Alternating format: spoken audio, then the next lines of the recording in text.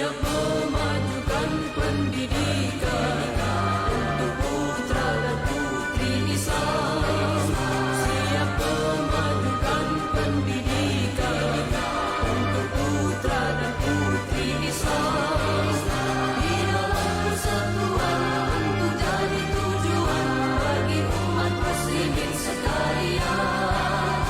Di dalam persatuan untuk jadi tujuan bagi umat muslimin sekalian.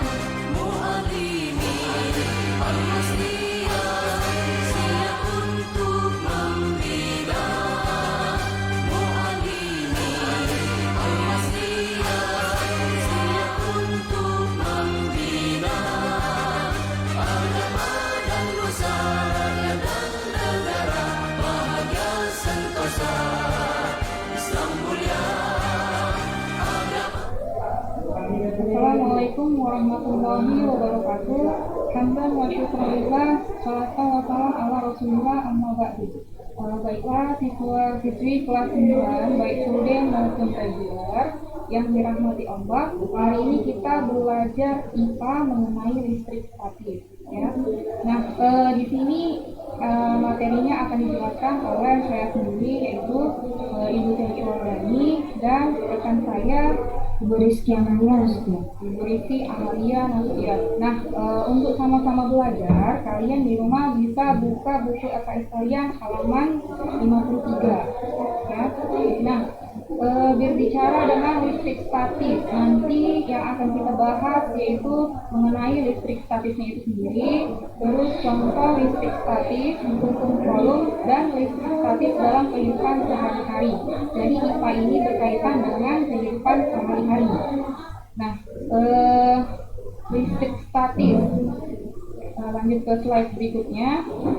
Listrik statis. Nah, listrik statis itu apa? Listrik statis itu adalah listrik yang diam untuk sementara pada suatu benda. Nah, dia diamnya sementara ya untuk suatu benda. Nah, ternyata orang pertama yang melakukan percobaan tentang listrik statis itu adalah Thales of Miletus. Nah, percobaan apa yang dilakukan? Ia menggosokkan batu ambar dengan kain wol, kemudian ia dekatkan ke bulu ayam. Ternyata bulu ayam tersebut terbang dan menempel pada batu ambar. Beberapa saat kemudian jatuh lagi. Itu percobaan dari Thales of Miletus tentang listrik statis ya.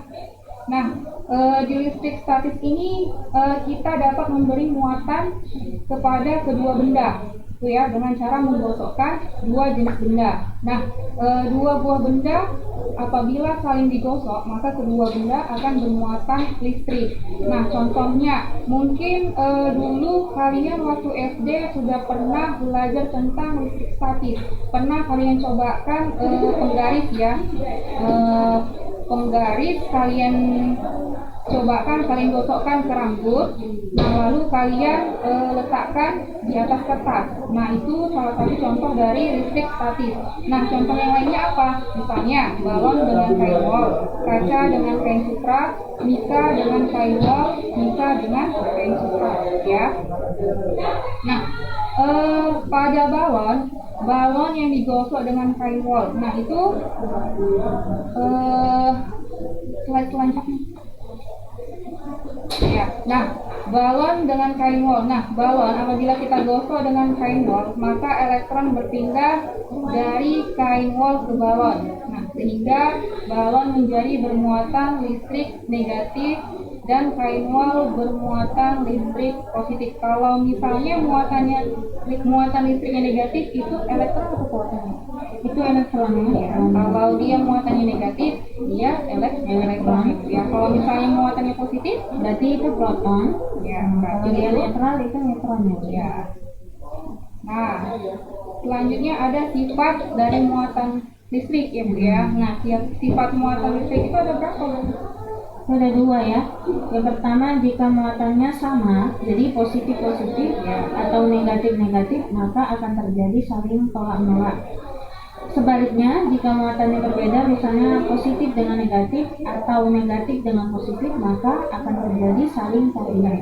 Nah, kalau netral Kalau benda netral, dia akan selalu ditarik oleh benda yang bermuatan listrik. Ya, nah, jadi yang harus kita pahami apabila muatannya sama itu akan tolak menolak. Nah, apabila berbeda dia akan saling tarik menarik. Nah, di sini selanjutnya slide-nya ada. Nah, kita lihat sama-sama ada percobaan listrik statis nih ya. Ini yang sederhana, kalian bisa coba juga di rumah. Nah, di situ ada kertas ya, kertas penggaris, ada penggaris, terus ada penghapus atau tip, ada pulpen dan plastik. Nah, ini bisa kita coba. Nah, ini ada penghapus ya, ada penghapus. Nah, ini pulpen. Kita ambil dalamnya saja ya. Nah, ini percobaan listrik statis sederhana ya, kalian bisa coba di rumah. Nah, selanjutnya ini ada kertas. Kertas ini kita lipat ya. Nah, dan kita letakkan di sini ya. Posisinya tengah ya, Bu. Ya, posisinya di tengah. Jadi anak-anak juga bisa mencoba di rumah ya, Bu ya? Ya, bisa kalian coba di rumah karena ini kan peralatan alat tulis kalian juga Sederhana. ya, sederhana. Nah, kemudian ini ada penggaris. Penggaris ini kita gosokkan ke plastik ya. Nah, kita lihat nanti apa yang akan terjadi ya.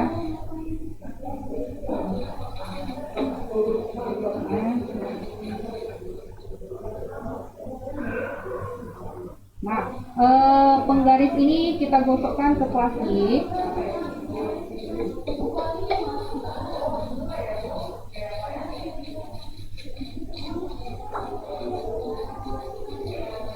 Nah, penggaris yang digosokkan ke plastik menjadi bermuatan listrik karena adanya elektron dari plastik berpindah ke penggaris ya. Nah, lihat.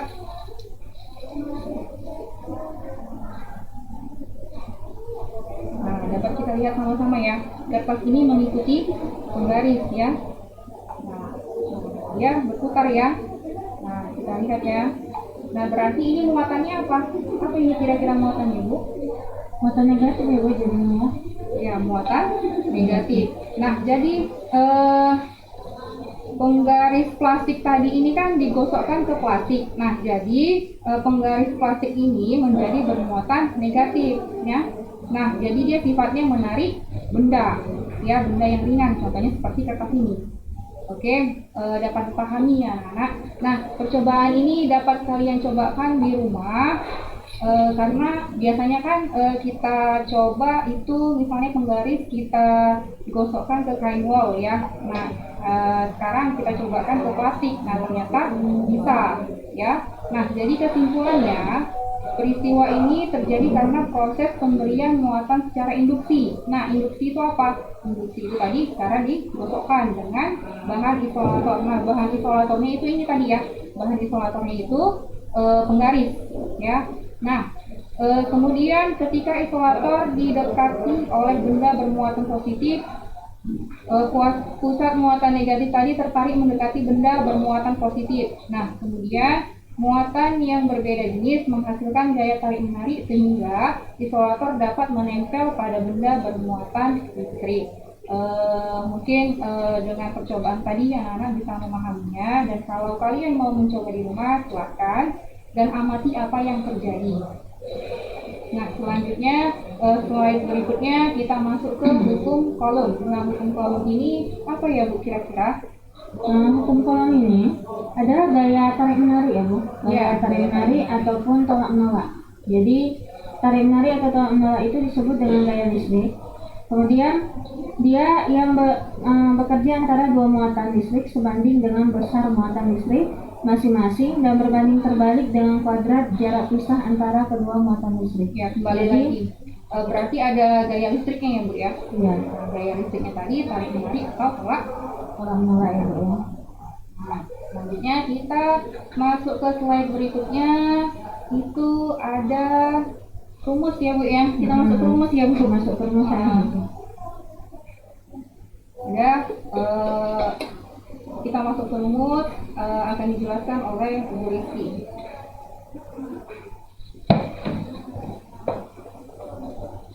Jadi, sebelumnya kita harus tahu dulu konsep daripada hukum Coulomb.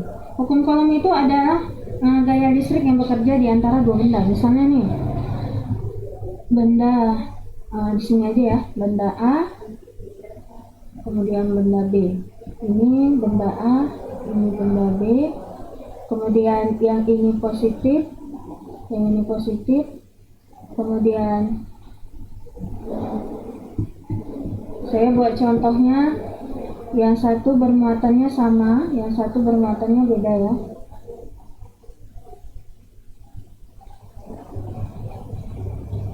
Jadi ini ada benda A dan benda B. Benda A dan benda B ini diletakkan dengan jarak beberapa sentimeter misalnya. Kemudian benda A ini sama-sama bermuatan positif dengan benda B. Sehingga ketika mereka didekatkan maka akan terjadi gaya tolak menolak.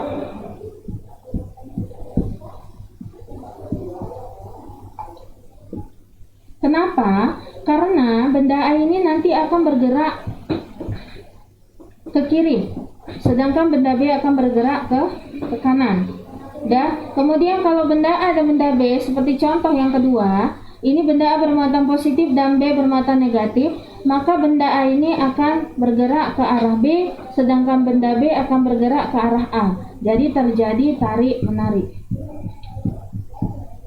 Jadi sebenarnya ya Bu Sally, di hukum Coulomb ini kita belajar tentang gaya antara ketika dua buah benda yang bermuatan didekatkan. Jadi intinya kalau bendanya muatannya sama, positif-positif atau negatif-negatif, maka dia akan terjadi tolak menolak. Jadi dia bergerak ke arah yang berbeda gitu. Berlawanan. Tapi kalau misalnya dia dua buah benda ini salah satunya, maksudnya dua buah benda bermuatan berbeda, satu positif satu negatif, maka akan terjadi tarik menarik karena pergerakannya itu dia berlawanan arah. Saling mendekat begitu. Kemudian masuk ke rumus ya Bu.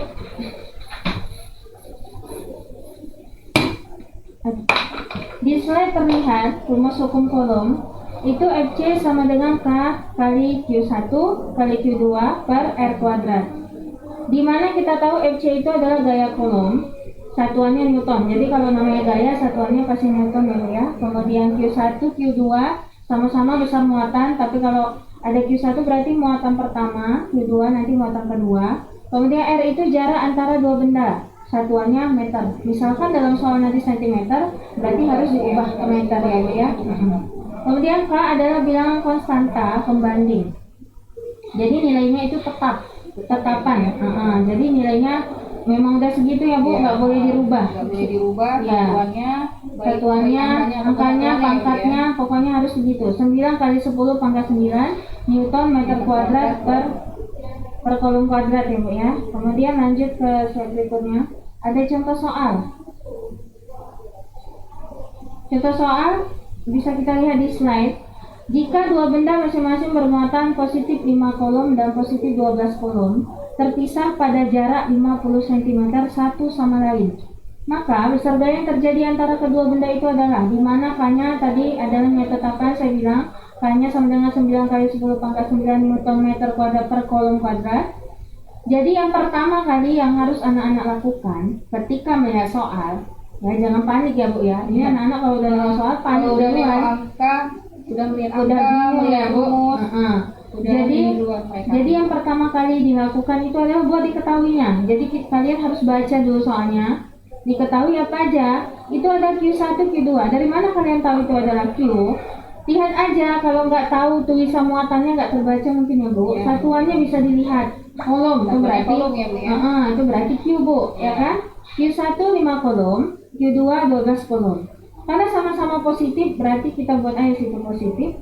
Kemudian R-nya, R itu adalah jarak. Jadi ini tadi misalnya benda A, benda B, ini jaraknya ya, jaraknya. Jadi ini adalah R. Kemudian R-nya 50 cm.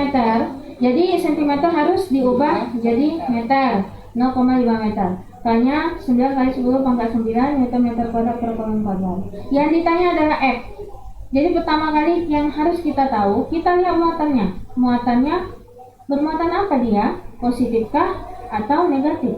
Karena sama-sama muatan positif, Bu. Jadi dia akan terjadi gaya kolam nol ya, Bu ya. Karena dia sama-sama positif. Kalau misalkan nanti negatif sama negatif juga saling tolak menolak. Kemudian unsur gayanya F sama dengan K kali Q1 kali Q2 per R kuadrat. Kita masukkan aja. Masukkan K-nya 9 kali 10 pangkat 9. Kemudian Q-nya ya Bu, Q1 nya dimasukkan kali Q2 dibagi R-nya 0,5. Udah, hasilnya setelah kita kalikan dapat dia 540 kali 10 pangkat 9 dibagi 0,25. Itu dari 0,5 kuadrat. Ya anak-anak jangan bingung kenapa dari ada 0,25. 0,5 kamu kalikan 0,5. 0,25. Nah, kemudian nanti didapat hasilnya 2,160 kali 10 pangkat 9. Kemudian nanti kita konversikan. Konversikan itu artinya kita ubah begitu pangkatnya. Jadinya nanti hasilnya 2,16 kali 10 pangkat 12 Newton. Jangan lupa satuannya anak-anak. Jangan kolom. Ya. Banyak yang salah. Karena kalau dia gaya, udah pasti satuannya Newton. Bukan centimeter ya Bu ya. Iya. Bukan. Gitu aja ya.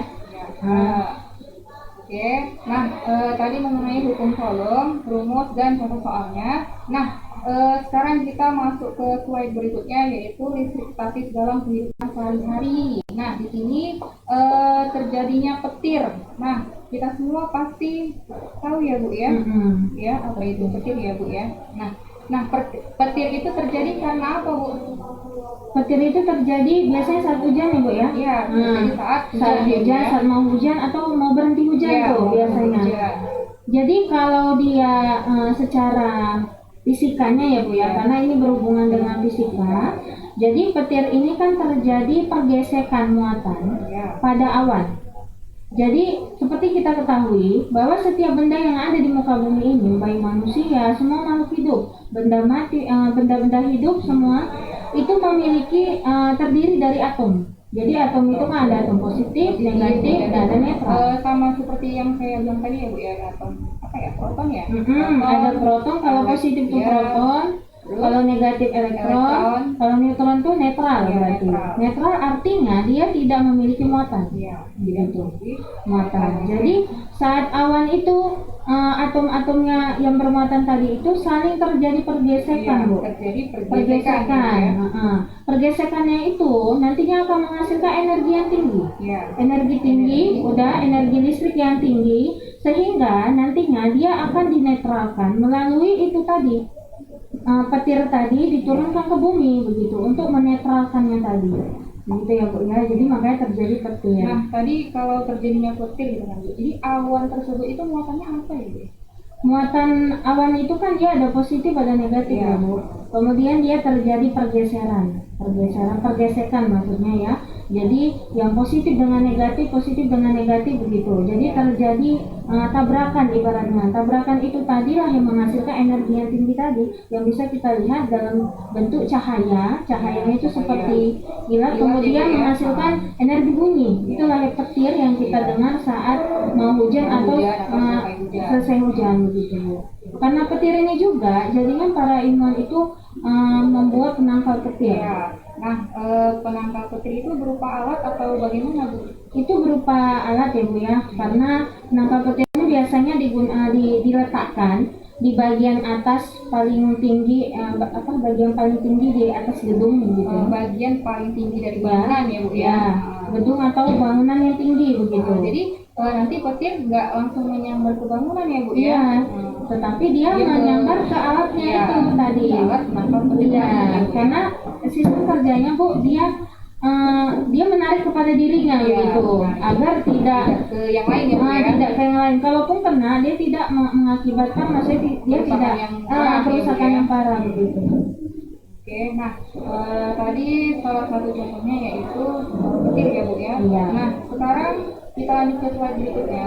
Nah, ini salah satu contohnya lagi yaitu penggunaan listrik statis pada pengecatan mobil, Bu. Pengecatan mobil. Kenapa dia terjadi pada pengecatan mobil? Begini, jadi kan kalau misalnya pengecatan mobil itu bukan kayak kita ngecat rumah ya, Bu, ya. Iya. Asal cat aja Ya. gitu, kayak gitu. Jadi kalau pengecatan mobil itu mobilnya Kan kalau itu misalnya kita ngecat rumah gitu kan, itu kan bidangnya data ya, Bu, ya. Kalau ini kan dia ada lengkungan, Iya. ada bagian yang agak menjorok ke dalam, Iya, ada yang keluar, ada yang ya. keluar begitu. Jadi tidak rata dia. permukaannya tidak rata.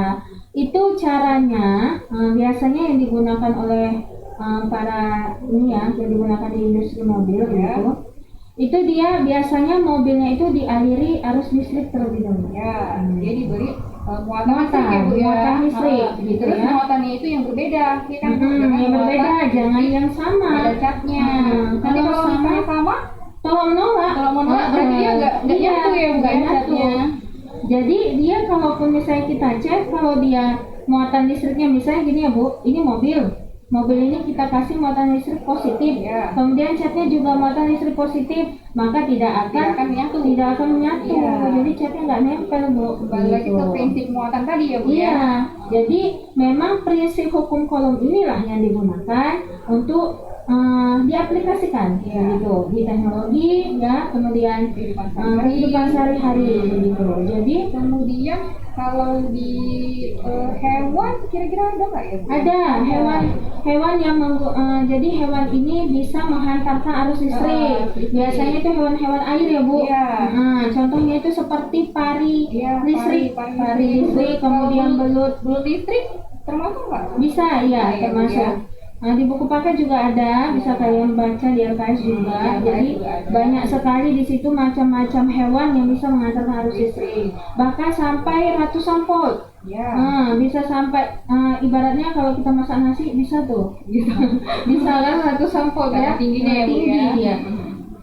Kemudian Oke, jadi dengan muatan listrik yang berbeda tadi, menyatulah cat tersebut ke mobil ya, Bu, ya. iya, tapi dengan catatan muatannya harus Berbeda. berbeda. Kemudian yang ada juga di buku itu mesin fotokopi ya. Ya, Mesin fotokopi juga digunakan hukum kolom ini listrik statis. Jadi banyak lah contohnya. Jadi banyak contoh dalam kehidupan sehari-hari ya. Iya, Kemudian percobaan sederhananya pun banyak. banyak.